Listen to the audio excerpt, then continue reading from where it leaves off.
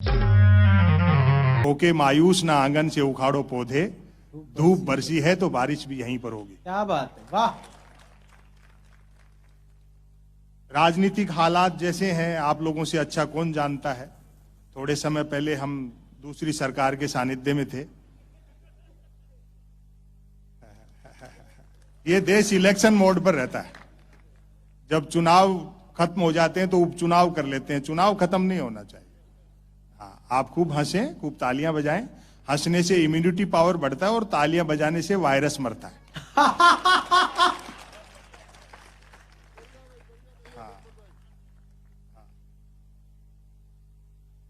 मुझे तो आजकल आप कह रहे हो कि तनाव है, मुझे बहुत हंसी आती। पिछले दिनों एक नेता मिल गए थे, सामने बैठे थे, मैं जानता नहीं था। मैंने कहा साहब कांग्रेस में हो क्या? बोले नहीं, भाजपा में है, कांग्रेस में घंटे भर पहले थे। जिंदाबाद। दुनिया की सबसे बड़ी पार्टी अपने आप को बताने वाली भारतीय जनता पार्टी का कितना आत्मविश्वास गिर गया कि कांग्रेस के ऑफिस के सामने से ऑटो में बैठ के अमित शाह निकल जाए तो 10-20 विधायक तोड़ लें। ऑटो में। मजे की बात देखो कि इतनी बड़ी पार्टी के 1/3 जो मेंबर हैं, सांसद विधायक, वो लगभग गैर भाजपाई हैं और वो देश को आत्मनिर्भर बनाने का ज्ञान दे रहे हैं। भाजपा जिस गैर भाजपाई को महाभ्रष्ट कहती है, वही महाभ्रष्ट अगर भाजपा ज्वाइन कर ले तो तुरंत उज्जवल हो उठता है। शायद यही प्रधानमंत्री की उज्ज्वला योजना है।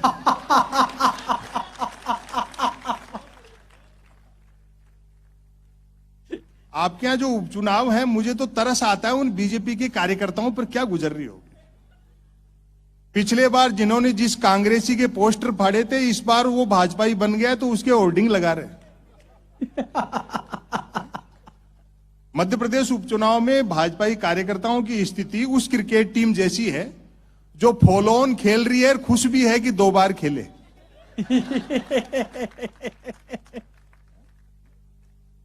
बड़ी जोरदार स्थिति है। मुझे लगता है अगर इसी तरह से कांग्रेसियों को तोड़ तोड़ करके भाजपा अपने में शामिल करती रहेगी तो एक दिन वो चुनाव आएगा जिसमें बीजेपी का चुनाव चिन्ह होगा हाथ के पंजे में कमल का फूल।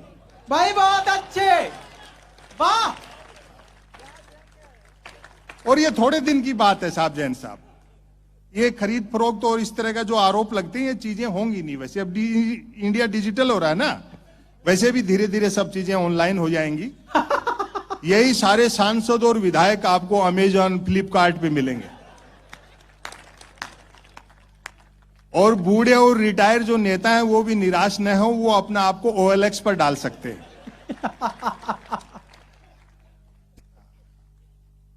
एक तो कोरोना का लहर और ऊपर से मंदी का कहर।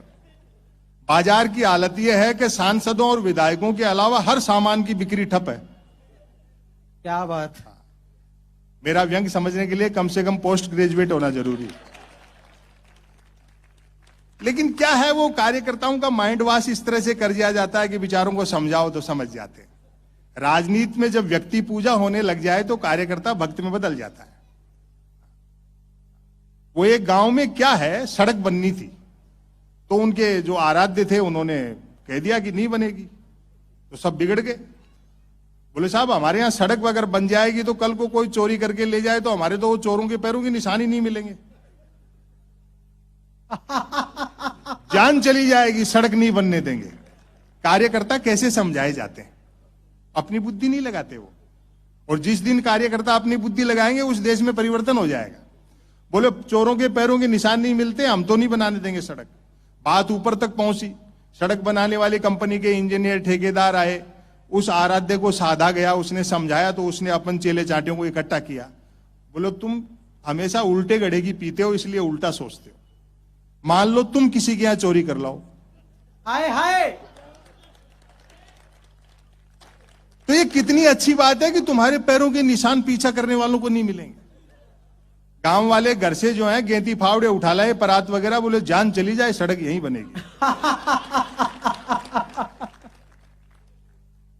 तो इनको जिस दिन ये लोग समझा देंगे उस दिन ये सारे लोग समझ जाएंगे। देश अपने हिसाब से चल ही रहा है। वो आईआरएस अधिकारी थे, वो भी चले गए। वो इनकम टैक्स के बारे में काफी कुछ बता रहे थे।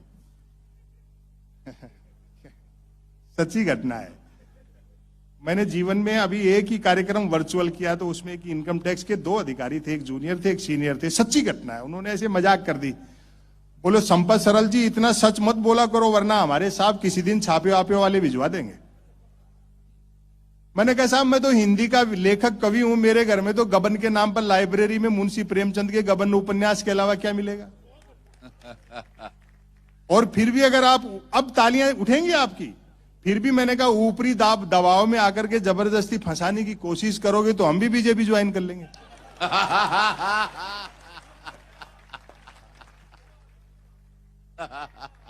जमाना बड़े चैन से सो रहा है, जो होता था पहले वही हो रहा है। वाह। आज के मंच पर एक अच्छी बात यह हुई कि किसी भी कवि ने पाकिस्तान को नहीं धमकाया। चीन का तो खैर हमारे प्रधानमंत्री नाम नहीं लेते, उनका धमकाना तो हमें भी नहीं शोभा देता है। वो जब वो ही नहीं ले रहे हैं, वो तो चीन तो छोड़ो, ऐसे शब्द भी नहीं बोलते जिनमें चीन हो। अर्वाचीन, प्राचीन, समीचीन, ये शब्द भी। लेकिन साहब क्या मास्टर स्ट्रोक मारते हैं वो भी। हिंदुस्तान के जितने प्रधानमंत्री हुए उनमें नरेंद्र मोदी जी इसलिए अलग हैं कि बाकी सब ने काम किया। ये काम करें चाहे न करें, मनोरंजन पूरा करते। सुरंग के बीच में से उस भीड़ का हाथ हिला करके अभिवादन कर दिया जो वहां थी ही नहीं। और वो जो अटल टनल बनी है उसका जो परिकल्पना थी वो वाजपेयी जी की थी, शिलान्यास सोनिया जी ने किया और उद्घाटन नरेंद्र मोदी जी ने किया है। तो तय बात है, तो फैक्ट है सब। लेकिन प्रचार ऐसा किया जा रहा है कि सब कुछ एक ही दिन हुआ, इन्होंने ही किया। कुछ लोग तो उससे भी आगे निकल गए, बोले एक दिन रात को मूड हुआ उनका सुरंग बनाने का, गाड़ी लेकर के पहाड़ पे पहुंचे, हाथ हिलाते गए, सुरंग बनती गई।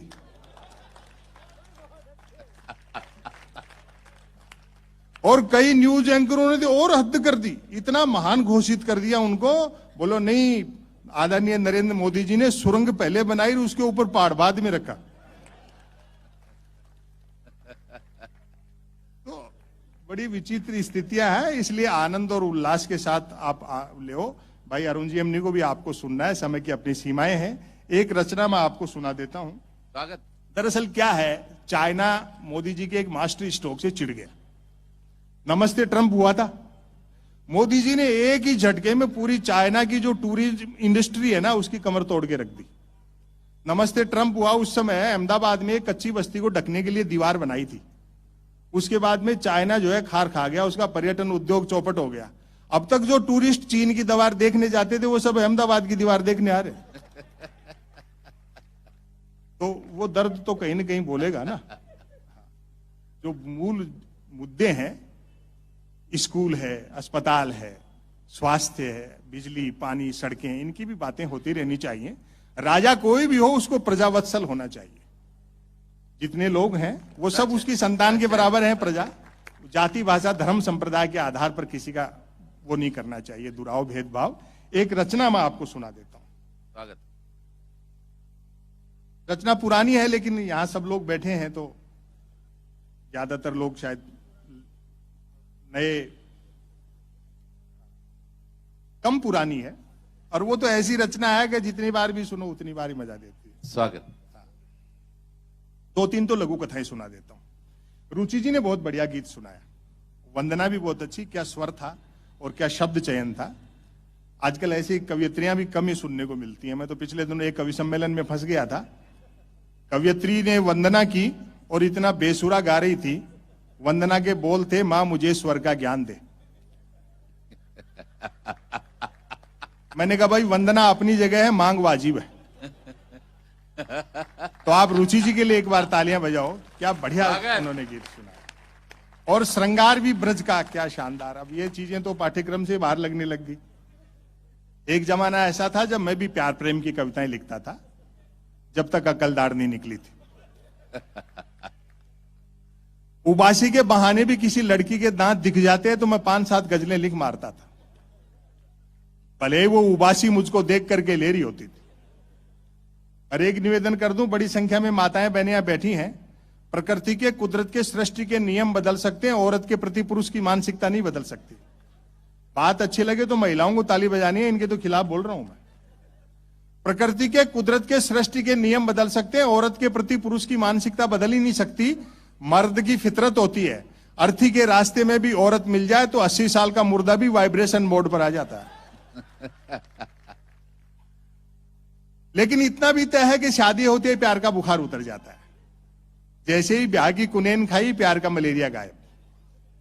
मेरे एक मित्र ने प्रेम विवाह किया, नाम नहीं बताऊंगा वरना आप समझ जाओगे, अरुण जेमनी के लिए कह रहा हूं। हालांकि एक हरियाणा के आदमी ने प्रेम विवाह किया, बात तो यहीं खत्म हो जानी चाहिए थी। प्यार के दौरान जिस लड़की के साथ जो कंकर झील में फेंके थे, शादी के बाद दाल में निकल रहे हैं। और ताली तो इस बात पर बजाओगे, जिस लड़की को लेकर भागा था अब उसको देखते ही भागता है।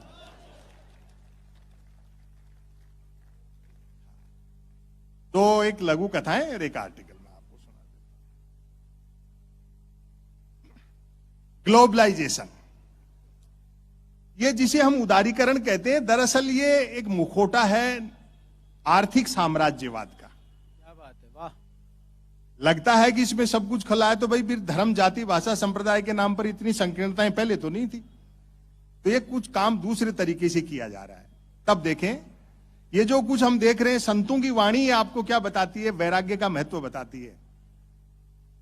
सकेब जलाली साहब एक शायर हुए पाकिस्तान के, उनका एक शेर है कि मलबूस खुशनुमा है लिबास, मलबूस खुशनुमा है मगर खोखले हैं जिस्म, छिलके टंगे हुए फलों की दुकान पर। क्या बात है, वाह। और कोरोना ने भी हमको यह सिखा दिया कि हमारी क्या हैसियत है। तब आप देखें ग्लोबलाइजेशन। महल के मुख्य द्वार की दिशा में अपार जनसमूह का शोर सुन राजा राम ने लक्ष्मण से प्रश्न किया, ये कैसी आवाजें आ रही अनुज? कौन लोग होंगे? मार्मिक पंक्तियां हैं। कैसी आवाजें आ रही अनुज? कौन लोग होंगे? उत्तर मिला, भगवान सब अयोध्यावासी हैं। जब से राज्य में ग्लोबलाइजेशन आया है, प्रत्येक नागरिक धनुष बाण खरीदने को लोन लेना चाहता है ताकि वह भी सोने का हिरण मार सके। क्या बात है, वाह वाह। एक सोशल मीडिया पे खूब सुनी होगी, मैं सुना देता हूं। इशारे की लघु कथा है, शीर्षक है तमाशेबाज राजा। राजा छटा हुआ तमाशेबाज था। वह अपनी प्रजा के मनोविज्ञान से अवगत था कि अमीर, गरीब, ज्ञानी, अज्ञानी कोई हो, सब तमाशा घुस के देखते हैं। उसे पता था कि तमाशेबाजी से एक बार प्रजा के सम्मोहित होते ही राजा प्रजा में सदा के लिए ऐसी ट्यूनिंग बन जाती है कि राजा सिर पीटने की बात भी कहे तो प्रजा तालियां पीटने लगती है। बहुत अच्छे। राजा ने सुशासन के लिए तमाशाई शैली अपनाई। लोगों ने साफ पानी के लिए आवाज उठाई, राजा ने बहती नदी पर हवाई जहाज तैरा दिया। खाली हाथों ने काम मांगा, राजा हाथ पीछे बांध रस्सी से लटकी जलेबियां खाने को उछलने लगा। बस्ती में आग लग गई, राजा ने आग लगे गोल चक्कर में से आर पार कूदना शुरू कर दिया। प्रजा ने महंगाई की ओर ध्यान देने को कहा, राजा गुफा में ध्यान की मुद्रा बनाकर बैठ गया। नागरिक बोले यातायात के साधन मुहैया कराओ, राजा मौत के कुएं में मोटरसाइकिल चलाने लगा। जनता ने स्कूल, अस्पताल के लिए आंदोलन किया, राजा ने पड़ोसी राज्य का आक्रमण भय दिखाकर खाली बोतल में रख रख कर राकेट छोड़ने शुरू कर दिए। तालियां उठेंगी, प्रजा काम की बात पूछती, राजा मन की बात करने लगता। और इसका समापन देखना आप, जो हो तमाम तमाशेबाजी के बावजूद राजा को यह एहसास जरूर था कि तमाशेबाजी की अपनी खूबी है तो खामी भी है। खूबी यह कि तमाशा दिखाने से प्रजा मूल मुद्दा भूल जाती है, और खामी यह कि हर बार नया दिखाना पड़ता है। बहुत अच्छे, वाह वाह। अंतिम लघु कथा और एक छोटा सा आर्टिकल 10-15 लाइन का। सदाचार, कहते हैं कि साहब भ्रष्टाचार बड़ा मिट गया, और मिटा भी है। ऐसा डिजिटल इंडिया होने से काफी चीजें हो गई। आदमी ने सिर्फ 1 करोड़ का लोन 59 मिनट में ले सकता है, बल्कि 59 करोड़ का लोन लेकर के 1 मिनट में भाग भी सकता है। पिता बिजली विभाग में भ्रष्टाचार का तो आपके मध्य प्रदेश से ज्यादा कौन जानेगा। व्यापम क्या था? आवेदन एक ने किया, परीक्षा में दूसरा बैठा, इंटरव्यू तीसरे ने फेस किया, नौकरी मिली चौथे को और करता रहा पांचवा, वेतन छठे ने उठाया और पेंशन हुई सातवें की। और तालियां तो आपकी अब उठेंगी, पेंशन हुई सातवें की, जबकि सातवें की डेथ तभी हो गई थी जब पहले ने अप्लाई किया था। बहुत अच्छे। सदाचार, पिता बिजली विभाग में है और पुत्र जलदाय विभाग में, वाटर वर्क्स में। दोनों ने शहर की एक कॉलोनी में बराबर ही में अपने अपने नए मकान बनवाए हैं। पिता को मकान में नल कनेक्शन चाहिए और पुत्र को बिजली कनेक्शन। जब तक पिता घूस नहीं देगा, बेटा उसके यहां नल नहीं लगने देगा। क्या बात है। जब तक बेटा घूस नहीं देगा, पिता उसके यहां बिजली कनेक्शन नहीं होने देगा। पिता पुत्र में जूतम पैजार चाहे हजार होती हो, लेकिन भारतीय संस्कारों में अभी इतनी गिरावट नहीं आई है। तालियों से समापन कर देना। तो मैं एक रचना आपको छोटी सी सुना देता हूं। पिता पुत्र में जूतम पैजार चाहे हजार होती हो, लेकिन भारतीय संस्कारों में अभी इतनी गिरावट नहीं आई है कि पिता पुत्र ही परस्पर रिश्वत मांगने लगे। सो बेटा बिजली की चोरी करता है और बाप पानी की। बहुत अच्छे। भाई अरुण को भी सुनना है। मैं भी उस घड़ी में टाइम देख रहा हूं जो मैंने बांधी नहीं रखी। भैया बहुत अच्छे।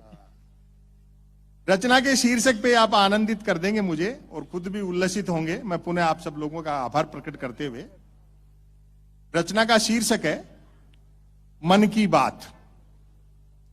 एक एक पंक्ति को पकड़ना बहुत अच्छा है। तो शरद जोशी जी का शेर है। मध्य प्रदेश से अच्छा व्यंग तो कहां लिखा गया? हरिशंकर प्रसाद है, ज्ञान चतुर्वेदी हैं, शंकर पूर्णताम्बेकर हों, सब लोग तो यही किए हुए। मन की बात। कोई कुछ भी बात करे, बात कुल दो ही प्रकार की होती हैं, एक काम की बात और दूसरी मन की बात। यदि आप मेरी इस बात से सहमत नहीं हैं, तो फिर आपकी अलग बात है।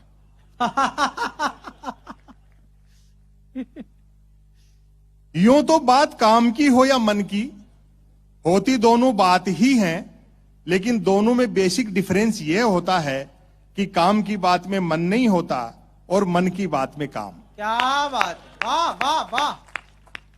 फिर आपकी मोहब्बत मिलेगी। असल में तो मन की बात की ही इसलिए जाती है ताकि काम की बात नहीं करनी पड़े। क्या कहने।